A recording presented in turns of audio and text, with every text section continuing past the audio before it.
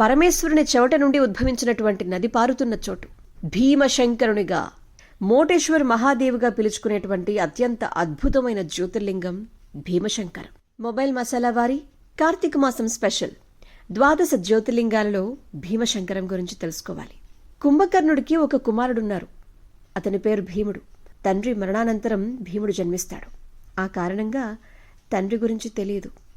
ఎలా మరణించాడో తెలుసుకోవాలని చెప్పి తల్లిని అడిగితే రాముడి చేతిలో మరణించాడు అని చెప్పేసరికి భీముడు తన తండ్రి మరణానికి కారణమైనటువంటి రాముడిపై ప్రతీకారం తీర్చుకోవాలని అనుకోవటం, అత్యంత శక్తివంతమైనటువంటి అసురునిగా తనను తాను మార్చుకోవడానికి గాను కొన్ని సంవత్సరాలు కఠోరమైన తపస్సు చేయటం, బ్రహ్మదేవుని సంతోషపెట్టడం, బ్రహ్మదేవుడు అతన్ని అజేయుడు, అపారమైనటువంటి శక్తి కలిగినటువంటి వ్యక్తిగా వరాన్ని ప్రసాదించిన తరువాత బ్రహ్మ ఇచ్చినటువంటి వరాలతో గర్వం వచ్చి మరింత క్రూరంగా నిరంకుశుడుగా మారిపోవటం, దేవతలను ఓడించి హింసించి భూమి మీద ఉన్నటువంటి ప్రజల్లో భయాందోళనలు కలిగించి క్రూరత్వానికి పరాకాష్ఠగా నిలిచినప్పుడు దేవతలు, ఋషులు పరమశివుణ్ణి ఆశ్రయించారట.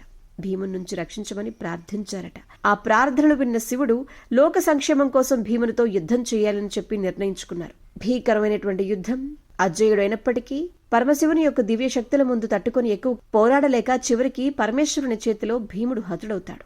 అసురుడు భీముని సంహారం తర్వాత దేవతలందరూ కూడా సంతోషించి శివలింగ రూపంలో అదే ప్రదేశంలో నివసించమని చెప్పి భీముని ప్రార్థించారట. దేవతల ప్రార్థనల్ని పరమేశ్వరుడు అంగీకరించి జ్యోతిర్లింగ రూపంలో ఆ ప్రదేశంలో స్థిరపడడం, ఆ జ్యోతిర్లింగానికి భీమశంకరుడు అనేటువంటి పేరు రావడం జరిగింది. యుద్ధ సమయంలో పరమశివుని యొక్క శరీరం నుండి కొన్ని చెమట చుక్కలు భూమి మీద పడ్డంతో ఆ చెమట నుండి ఇక్కడ భీమానది ఉద్భవించడం జరిగిందట.